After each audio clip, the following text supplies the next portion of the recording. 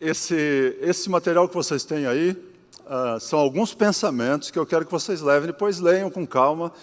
Nem tudo que está escrito aqui é para você ler, aceitar, sem pensar. Eu coloquei alguns autores exatamente para que você reflita, né? Tem alguns autores que não são adventistas, já quero avisar antes de alguém descobrir e falar, mas como? O pastor Gerson... Não, exatamente, porque nós temos que saber o que os outros pensam também.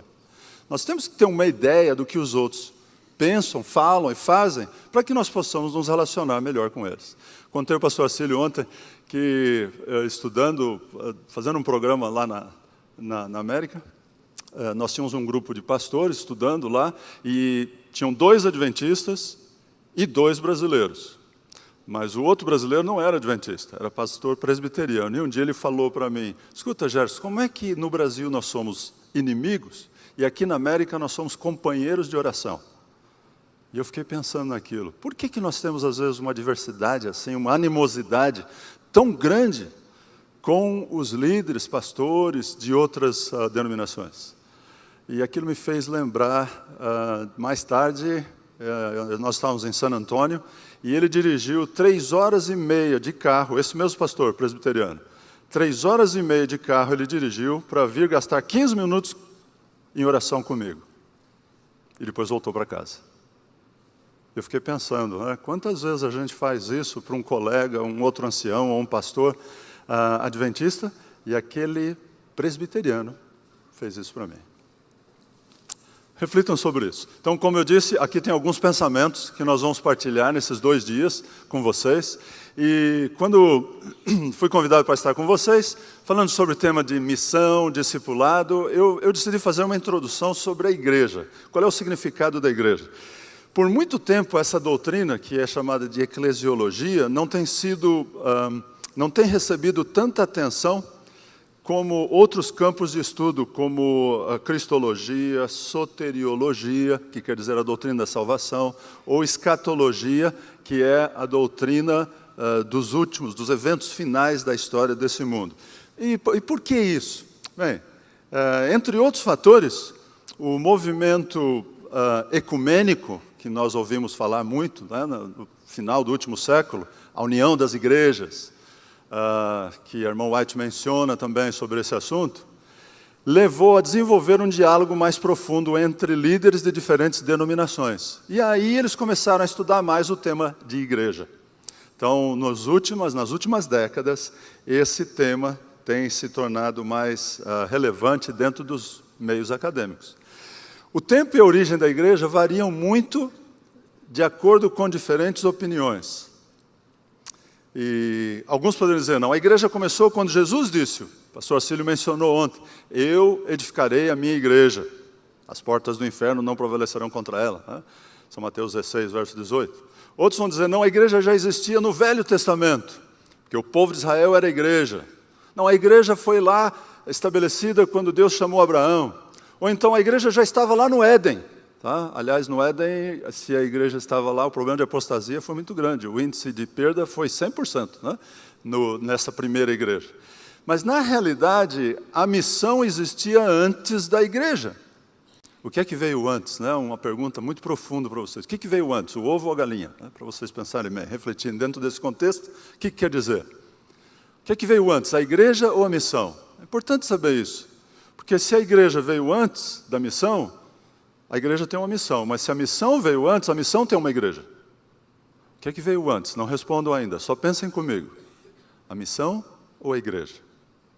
A Bíblia dá a entender que o plano de Deus salvar o mundo precede ou antecede a igreja. Em Apocalipse capítulo 13, verso 8, diz que o Cordeiro que foi morto desde a fundação do mundo. Olha, se Deus tinha um plano de salvar o mundo, antes de tê-lo criado, a missão antecede a igreja. Estão me acompanhando? Tá? Se alguém tem alguma dúvida ou quer fazer um comentário, levante a mão e converse com o pastor Auxílio no final. Tá? A missão de salvar o mundo foi estabelecida antes mesmo de Deus ter criado o mundo.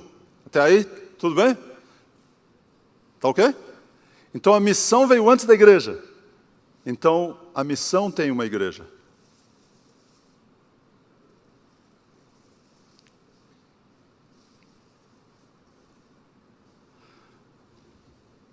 Jesus escolheu os discípulos.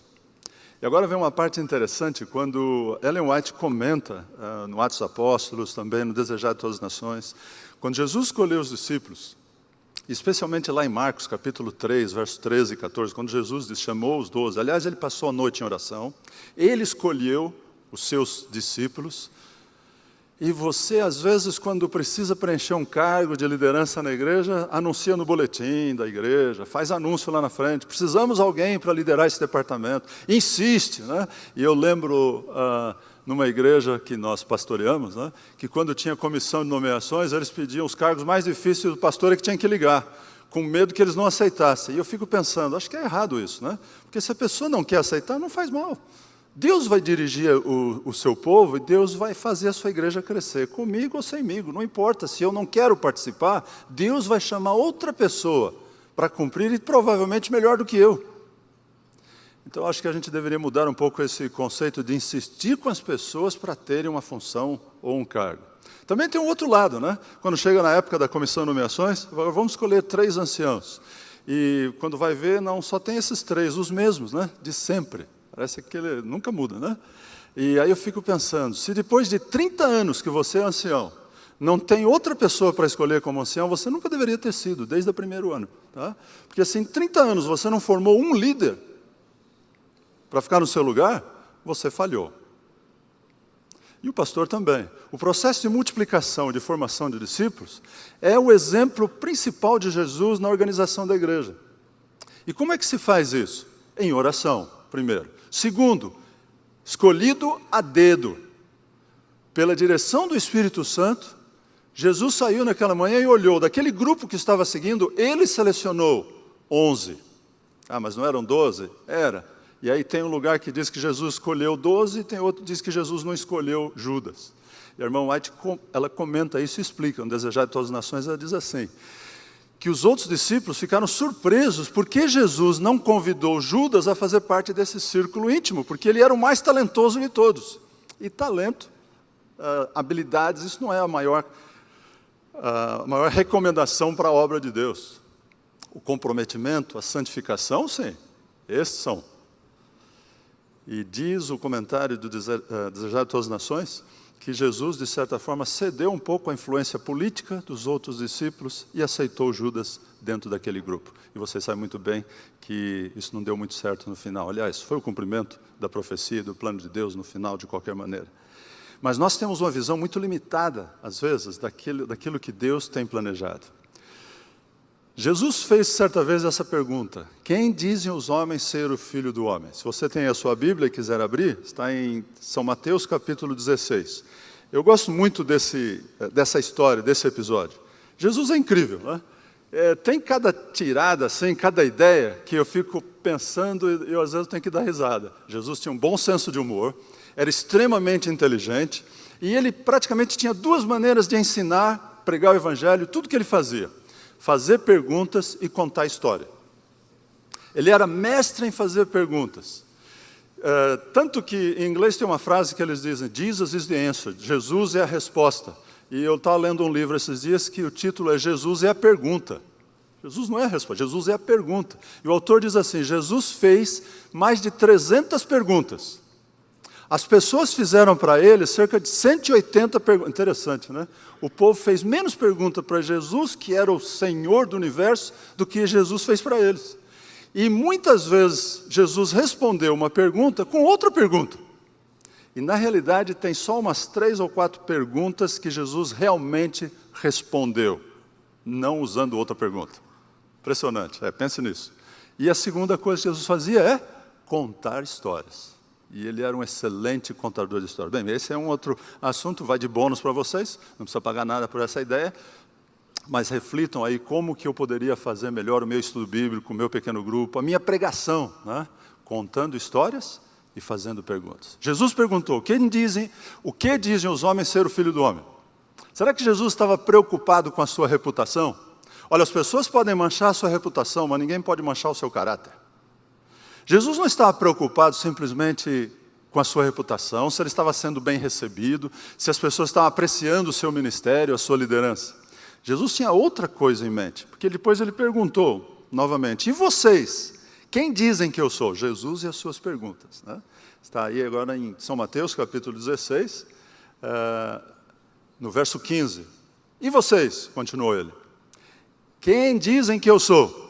E aí Pedro, que sempre tinha aquela iniciativa muito grande, né? Para não dizer que tinha uma boca grande, eu falava demais. Ele chegou e disse, tu és o Cristo, Filho do Deus vivo. E aí Jesus disse, olha, dessa vez, pelo menos dessa vez, você está certo, Pedro. E você não está falando por você mesmo, porque foi o Espírito Santo que inspirou e revelou isto para você. E aí ele continua. Também eu te digo, tu és Pedro, e sobre essa pedra edificarei a minha igreja. Jesus fazendo aí um trocadilho, pedra, Pedro, uma pedra que pode ser jogada de um lado para o outro, e uma rocha sólida, representando Jesus Cristo. Se alguém tem dúvida do que é que Jesus estava querendo dizer, é só ler nas cartas de Pedro, que Pedro diz que Jesus era a pedra de esquina, a rocha. Tá? Então Pedro entendeu muito bem o que Jesus estava falando. Jesus não se referia a Pedro, Jesus não se referiu a nenhum ser humano. Jesus diz aqui, o fundamento da minha igreja vai estar aí, solidificado sobre a minha missão, sobre o meu ministério. Eu sou a rocha.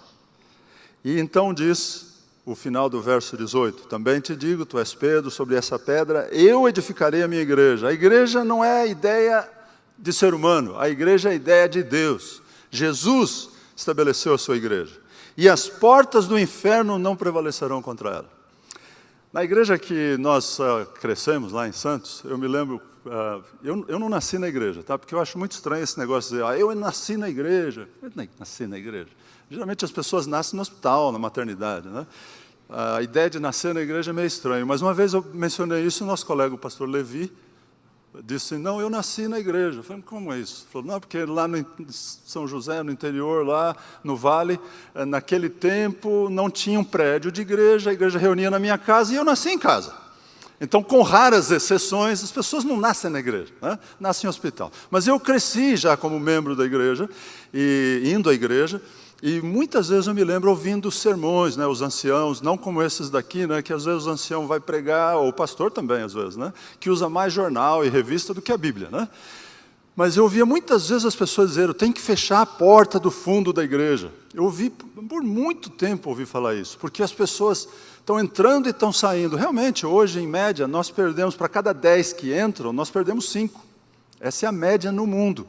Estamos perdendo cerca de 50% dos membros que estão entrando. O saldo é muito pequeno.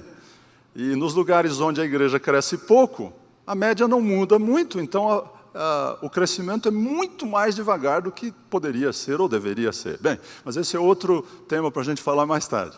Mas sobre a porta, né? Eu gosto muito de uma tradução da Bíblia, que é a Mensagem, que diz assim, as portas do inferno, né, não prevalecerão. A igreja será tão cheia de energia, tão cheia de força e poder, que nem as portas do inferno vão poder contê-la. Então, o que tem porta aqui que Jesus diz é o inferno, não é a igreja. Tá? Eu sei que a gente usa a expressão de fechar a porta do fundo da igreja para se referir a essa evasão e perda de membros. Eu entendo esse contexto. Mas, teologicamente, ou dentro daquilo que Jesus nos ensinou, a igreja não tem porta. Quem tem porta é o inferno. Em outras palavras, qual é a implicação missiológica disso? A implicação é o seguinte. Em vez de você ficar pregando na igreja e falando, não pode deixar o mundo entrar na igreja. Não. Fecha a porta do fundo para ninguém escapar daqui. Não. Não é isso que Jesus está falando. Jesus está falando o seguinte, é o diabo que se cuide, porque a igreja está saindo em missão. E a igreja vai destruir as obras do diabo. Vai destruir o seu reino. Então, a igreja não pode ter portas. A igreja tem que enviar missionários para destruir as obras do inimigo. Quem tem que se cuidar é o inimigo. A igreja não tem que se cuidar se o mundo está entrando na igreja. Não me citem essa frase fora do contexto, tá? Por favor. Não estou promovendo que vocês desenvolvam qualquer outro tipo de coisa que não faz parte da nossa cultura adventista e daquilo que a gente crê no assim diz o Senhor. Estou dizendo dentro desse contexto do que nós acabamos de ler na Bíblia, a igreja não deve estar preocupada se o mundo está entrando na igreja. O mundo é que tem que se preocupar porque a igreja está saindo em missão. Amém? Essa é a igreja que Jesus disse, eu vou edificar a minha igreja. Então Jesus prometeu, Ele prometeu construir a sua igreja. A palavra igreja, ela aparece nos evangelhos 4 vezes, no Novo Testamento cerca de 115 vezes, nenhuma vez se refere a um edifício. A gente faz a pergunta errada. Onde é a sua igreja? Pergunta errada. Por quê? Ou que horas começa a igreja? Pergunta errada. Porque igreja não é um prédio, igreja não é o serviço de adoração. Igreja é o povo de Deus. Então, nesse sentido, mais de 100 vezes no Novo Testamento essa palavra é usada, nenhuma vez se refere a um prédio. Essa versão da Bíblia, Septuaginta, que é a versão do Velho Testamento em latim, ela usa quase 100 vezes essa palavra, eclesia, palavra grega, para traduzir a palavra em hebraico kahal, para se referir a qualquer tipo de reuniões ou ajuntamentos. Então, essa palavra, que é traduzida por igreja no Novo Testamento, ela, na verdade, ela não tem o significado de um ajuntamento religioso. Jesus é que deu esse significado quando ele disse: eu vou construir a minha igreja. Então, o que Jesus está falando, ele usou uma palavra comum para dizer: agora eu vou ter uma reunião, um ajuntamento de pessoas com um propósito diferente. E esse propósito é destruir as obras do inimigo, destruir o reino das trevas. Esse é o significado do estabelecimento da igreja, do plano de Deus. Nesse contexto, a igreja não é o alvo da missão. Eu fiz alguma coisa aqui ou foi lá atrás mesmo? Da minha falta, não. Espero que não, porque eu não sei consertar também. Então, está lá atrás.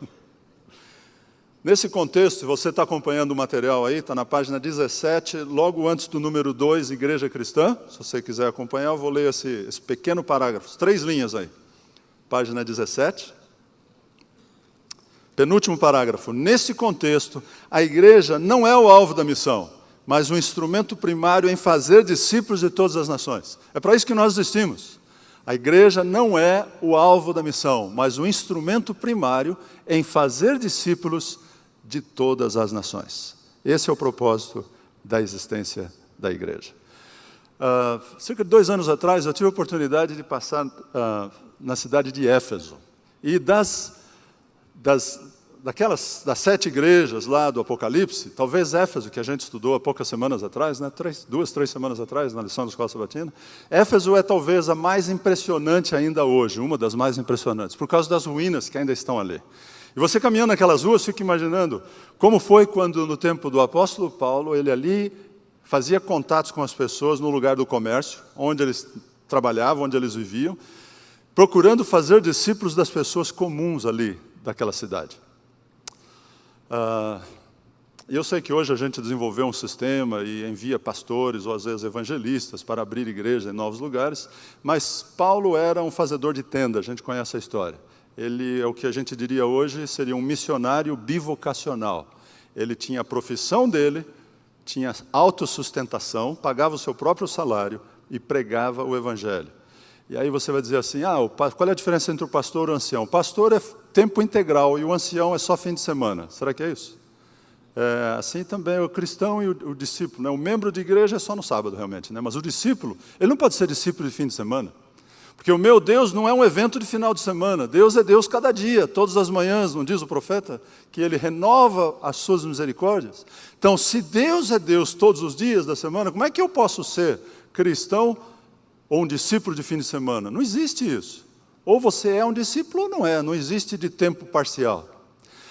Eu penso, às vezes, como a gente deveria também desenvolver mais esse conceito de que o ancião, nós vamos voltar a falar isso mais tarde, né? De que o ancião é realmente o verdadeiro líder local da congregação.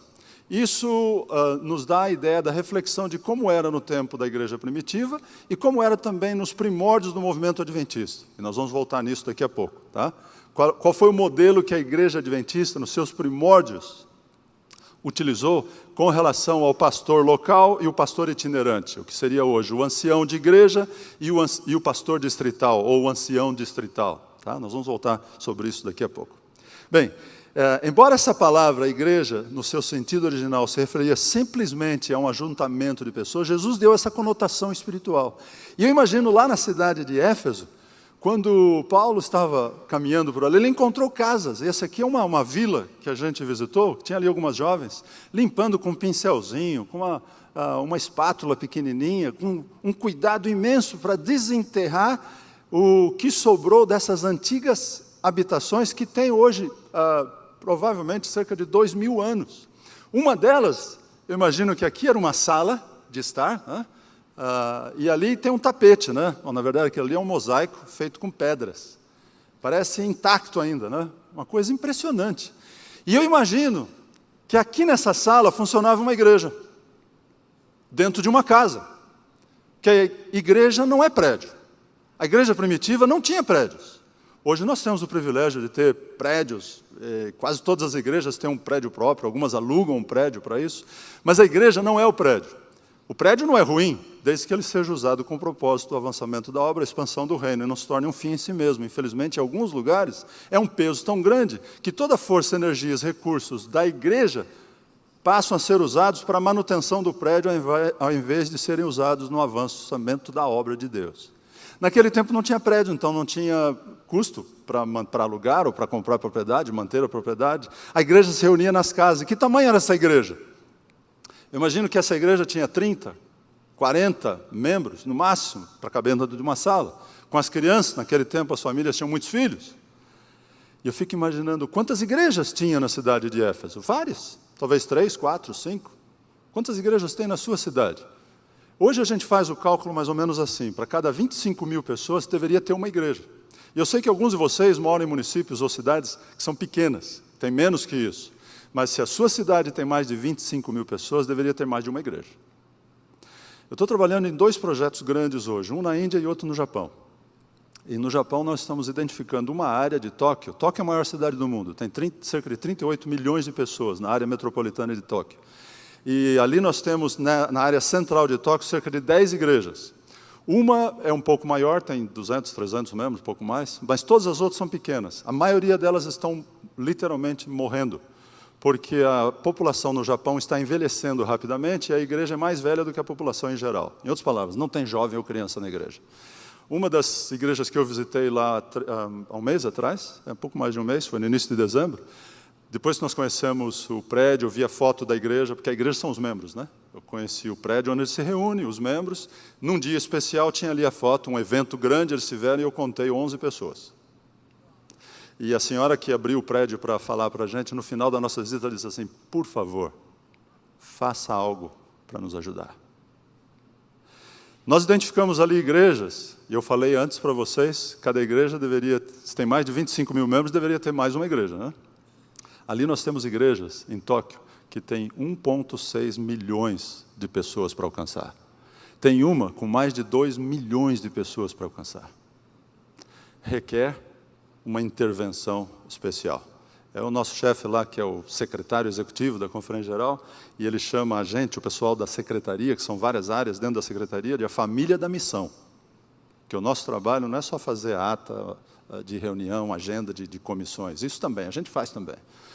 Alguém perguntou para o Tete, para o meu filho, né? O que seu pai faz agora? Ele disse assim, o meu pai viaja ao mundo assistindo reunião e tomando nota. Esse é o resumo do que ele pensa que eu faço, né? E, de fato, eu gasto muitas horas. Existem meses durante o ano que eu passo semanas diretos assistindo reuniões, daquelas que começam às 7 da manhã e terminam às 9 da noite. E, às vezes, a gente toma café, almoço e janta na mesma sala. Eu não estou inventando isso, não. Literalmente é assim. Mas por que eu gasto tempo nisso? Quando eu recebi um chamado para voltar para Nova York, para ser secretário lá, o pastor da igreja onde eu morava, disse, não, isso não é para você. Por que você vai para lá? E eu fiquei pensando, por que eu vou para lá? Quem trabalha no escritório, trabalha em função da missão. E o meu trabalho na secretaria é para facilitar o processo da missão. A igreja não existe em função da associação. A associação existe em função da igreja. Porque a igreja local é que cumpre a missão. E se a instituição ou a organização não estiver facilitando o processo do cumprimento da missão, nós estamos atrapalhando. Se eu não sou parte da solução, eu sou parte do problema, né? É importante ter estrutura organizacional. Claro que é importante. Porque nesse caso que eu acabei de mencionar para vocês, uma cidade imensa e a igreja local está tendo dificuldades no cumprimento da missão. Então, nós desenvolvemos um projeto que chama Mission Unusual, missão fora do comum. Esse é o nome, né, o título desse projeto. Tem uma outra cidade grande, que foi onde a mensagem do Evangelho entrou na Índia há mais de 100 anos atrás, uma cidade de 15 milhões de pessoas, e que depois de 100 anos tinha apenas uma congregação, com cerca de 200 membros. 100 anos da mensagem adventista entrou no país por aquela cidade, 100 anos depois apenas uma congregação, numa cidade de mais de 15 milhões de pessoas. 2 anos atrás, o pastor Ted Wilson vai estar lá no mês de junho, num projeto especial, não posso dizer o nome da cidade, porque eu estou vendo que tem uma câmera ligada, né? E é um país que tem uma certa sensibilidade. 2 anos atrás, nós iniciamos um projeto específico, ali já tem 7 congregações novas naquela cidade. O nosso alvo são 50, tá? Em 5 anos. Levou 100 anos para estabelecer uma. A nossa meta é 50. Quando o diretor de evangelismo da divisão me falou que eles iam plantar 50 igrejas naquela cidade, eu falei, nossa, está brincando. E nós quase que tivemos uma briga na mesa da divisão, porque eu queria ver como é que ele ia fazer isso. Esse homem hoje, ele já aposentou, foi contratado para um projeto especial e mudou para lá, para a cidade. Ele estava sério, e eu gosto de gente que é sério assim. Eu não gosto de brigar, mas se for para brigar é para ganhar, né? É assim, Mota? Ouvi alguma história sua nesse sentido, acho que vocês já ouviram também, né? Ele mudou para lá, nós enviamos um missionário para lá, que vocês conhecem bem, Ronaldo Pacífico. Tá?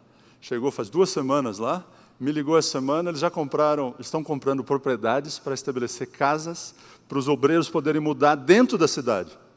Porque nós não podemos alcançar o mundo enviando um e-mail ou colocando uma postagem aí no Facebook. Tá? Porque Jesus, ele veio ao mundo, ele encarnou. Deus não disse assim, queremos salvar o mundo, e mandou aí um tweet. Tá? Não, ele enviou o seu filho. Agora, você quer alcançar uma cidade nova, muda para lá. É assim que tem que fazer. E esse evangelista lá aceitou o desafio. Nós já temos lá cerca de 30 grupos funcionando. Como eu disse, já tem 7 que se reúnem aos sábados regularmente. Daqui a um mês eu vou levar um grupo lá para dar apoio para eles. Nós vamos levar umas 8 pessoas do nosso escritório, só para visitar esses pioneiros que estão plantando novas igrejas. São jovens, a maioria deles são jovens, que estão dedicando a vida para estabelecer novas igrejas dentro daquela grande cidade. É entre as 4 maiores cidades da Índia. A Índia é o país que as cidades estão crescendo mais rápido no mundo hoje. Bem, eu viajei um pouco, né, de Éfeso para a Índia, e agora eu tenho que avançar um pouco mais rápido na última parte dessa apresentação. Jesus deu um significado espiritual. Aquele termo que eu mencionei anteriormente não tinha originalmente um significado espiritual, mas Jesus deu essa conotação. O modelo bíblico era muito simples, mas o modelo discipulado, o modelo discipulado requeria autocomprometimento. A gente ouviu ontem na introdução do tema, né? No nosso concílio aqui. E era realmente isso. A igreja era muito simples, se reunia nas casas. Mas o discipulado era bem elevado, era o contrário. A igreja tinha um programa simples, mas o modelo discipulado era autocomprometimento. Hoje a gente tem o contrário. A igreja é muito complicada, tem muitas comissões. O campeão, acho que é o meu chefe lá, ele tem 67 comissões. Tá? Existem, acho que, cerca de 100 e poucas comissões no nosso escritório. Eu acho que o meu chefe é o campeão. Eu estou em 15 ou 20, não sei exatamente quantas, e muitas vezes não tenho, quando a gente tem no ano a gente tem várias semanas que ninguém viaja, porque aí tem que ser proibido viajar, senão não dá para fazer reunião, né? Porque a maioria estão viajando. E naquela semana que a gente tem reunião, sai de uma, vai para outra, e às vezes a gente perde alguma, né? Mas essas comissões devem funcionar, todas as reuniões que nós temos, no processo de facilitar o cumprimento da missão. Hoje nós temos uma igreja bem complexa, e o discipulado, não, a gente nem fala discipulado, a gente conta membro, a gente não conta discípulo. Então quando a pessoa aceita Jesus, se batiza, torna-se membro da igreja. E a gente fala, senta aí, porte-se bem, não faça nada de errado. Se você não fizer nada de errado, é um membro exemplar. Em outras palavras, o bom membro não tem que fazer nada. Mas o discípulo é outra história. O discípulo tem que fazer. Ele tem que seguir o mestre, ele tem que crescer espiritualmente, ele tem que dar testemunho da sua fé, senão ele não é um discípulo. Então, naturalmente, o discípulo, como a gente ouviu ontem, né, não é lendo um livro ou assistindo um seminário, recebendo um certificado, né, discípulo de fim de semana. Né, fui no NASP, recebi um diploma de discípulo. Não, você pode receber um certificado de batismo. O certificado de batismo é a certidão de nascimento, não é o certificado de graduação, de formatura. É o início da jornada. E ser discípulo é uma vida de comprometimento, dedicação, e se for preciso, Jesus repetiu 5 vezes nos evangelhos, se você quiser me seguir, negue a si mesmo, toma a sua cruz e siga-me. O discípulo tem que estar disposto a morrer por Jesus. A igreja cristã tem um exemplo bem interessante, como eu mencionei no apóstolo Paulo. Ele escolheu cidades, locais estratégicos para estabelecer novas congregações. E o plantio de novas igrejas tem sido identificado como o método evangelístico mais eficiente para a expansão do reino de Deus. E Ellen White diz uma frase, uma das citações que eu acho mais impressionantes, ela diz assim: igrejas devem ser plantadas, não grandes centros estabelecidos. E aí a parte mais difícil dessa citação vem agora. Não deveria haver chamados para colocar pastores em igrejas estabelecidas. Não, mas isso aí ela falou faz mais de 100 anos, né? Agora já as coisas são diferentes, exatamente. Por isso que a igreja está do jeito que está hoje, porque a gente esqueceu como era no início do movimento adventista. Estamos copiando exatamente o que as igrejas evangélicas fizeram, e por isso eles começaram a diminuir há 30, 40 anos atrás, e nós agora também. Essa é a realidade. Não deveria haver chamados para colocar pastores em igrejas estabelecidas. A igreja deve ser educada e treinada para fazer um trabalho eficiente. Nós estamos fazendo isso hoje. Então, quando o seu distrito tem um pastor, e o pastor tem 7, 8 igrejas, né? Que nem o que eu vi hoje cedo durante o café, esse é o modelo bíblico. Não reclame. E você, como ancião, diga: pastor, vamos abrir mais? Pastor, o senhor está gastando muito tempo com a gente aqui na sede, precisa ajudar mais os grupos que estão fraquinhos por aí. Ou tem que abrir novos grupos. Não gastar todo o nosso tempo onde as igrejas já estão estabelecidas. Essa é a conclusão que eu chego. A igreja mais próxima do escritório onde eu trabalho é a igreja de Beltsville. E a Leila dá aula lá, tem uma escola lá. E a minha esposa Leila é professora, 3º ano. E ela me disse, várias vezes ela fala: olha, aquela igreja nunca para. Às vezes ela sai tarde da noite, fechando boletim, fechando notas, tem alguma coisa acontecendo naquela igreja. Às vezes a gente pensa: a igreja na América está morta. Vai ver o que faz essa igreja. A semana inteira, qualquer dia da semana, tem alguma coisa acontecendo naquela igreja. Na igreja, na escola, ou atrás tem um centro de assistência social. E o pastor, que é o pastor da igreja hoje, ele foi chamado para ser um plantador de igrejas. Só que naquela época saiu o pastor e eles pediram para ele ser o pastor principal. É uma igreja grande. E ele disse assim: não, eu vim aqui para plantar igrejas. E a igreja disse assim: não, é isso que a gente quer fazer. Pode plantar. Você fica aqui como pastor principal, mas o seu objetivo realmente não é cuidar de nós, não, é plantar igrejas. E ele plantou a segunda igreja, que na verdade não é a segunda igreja, é o segundo campus, ele fala. É um modelo assim, bem interessante que chama multi-site. Tá? Então, o segundo campus é do outro lado da rua do nosso escritório. Literalmente, é só atravessar a rua. Ali não tem um prédio da igreja, mas ele alugou um ballroom, é um salão de dança. E há 3 semanas atrás, eles fazem uma vez por ano, o pastor reúne os 2 campos para ter no auditório da Conferência Geral. Pastor, me avisa 5 minutos quando eu precisar parar, tá bom? Já? Não. Tá bom, obrigado. Beleza. Uma vez por ano ele se reúne com os 2 campos, todos os membros das 2 igrejas, e ele faz um relatório do que aconteceu no ano anterior e o lançamento dos projetos do ano. E foi interessante, estava lá o que aluga para a igreja o salão, o dono do salão que eles alugam no segundo campus. E ele disse assim: eu sou cristão, não sou adventista, ele disse. Sou cristão, mas admiro muito o que o pastor Tim e a igreja de Beltsville estão fazendo. E eu não estava indo na igreja, estava meio afastado do Senhor, mas ele tem alguns planos interessantes. Eu não fui na igreja, ele mandou a igreja vir até mim, né? E ele está assistindo todos os sábados lá. Tá? É um salão onde eles têm aulas de dança durante a semana, e no sábado de manhã é transformado numa num local de adoração, num santuário. E o pastor desafiou a congregação, né, a igreja, de que esse ano eles vão plantar mais uma nova. E eles precisavam ter um orçamento grande, porque tudo na América custa caro, né, tudo com orçamento, tudo organizado. E ele não sabia como que isso ia acontecer. 2 semanas antes desse evento, alguém da divisão veio para ele e disse assim, olha, a divisão tem um projeto de plantar a igreja, e aí eu dei a sugestão na comissão, em vez de procurar alguém para plantar, vamos dar o dinheiro para quem já está plantando? E deram para ele $100 mil para ajudar no novo projeto. Por que eu falei que são campos, não são igrejas novas? Porque ele tem uma comissão só para as 2 congregações. Na verdade, é uma congregação. Tem uma escola, um clube desbravador, projetos na comunidade eles fazem juntos. Estava lá a diretora da escola pública do bairro, contando o que a igreja tem feito na escola, reforma, ajudando aconselhamento para os jovens, para os adolescentes. Eles têm uma comissão de igreja, uma tesouraria central e tem os recursos financeiros para desenvolver ministérios nos 2 bairros.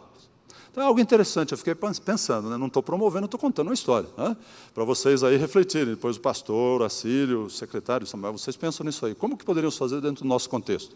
Se o pastor tem 7 ou 8 igrejas, vai abrir mais uma, são 9 congregações, chega a época de ter comissão de nomeações, é algo difícil, né? E as coisas no mundo estão cada vez mais complicadas. Encontrei um pastor lá de Ohio, que ele disse que ele passou 6 meses para terminar o trabalho da comissão de nomeações. Aí já estava na hora de começar de novo. Né? Então, eu sei que aqui as coisas funcionam melhor, mas um amigo meu que trabalha comigo disse assim, sabe qual é o maior inimigo para a gente abrir novas congregações? São os anciãos, não aqui da Paulista Oeste, né? Em outros lugares no mundo. Porque eles não querem que o pastor abra mais igrejas, porque já tem demais, tem 6, 7 para cuidar, e aí o pastor vai ter mais uma agora, é menos vezes que ele vai aparecer aqui, mais comissão para ele cuidar. Imagine se o pastor multiplicasse congregações, sem multiplicar comissões. É só para vocês pensarem e refletirem, né? Depois a gente volta, outra hora a gente volta a falar sobre isso. Modelos de igreja.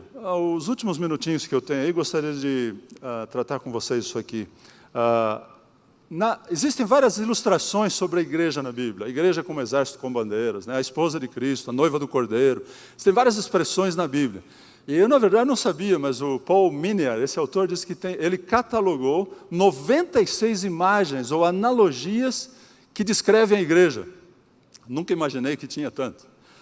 Mas tem um outro autor, chamado Avery Dulles, que ele relacionou 6 modelos principais. E por que isso é importante?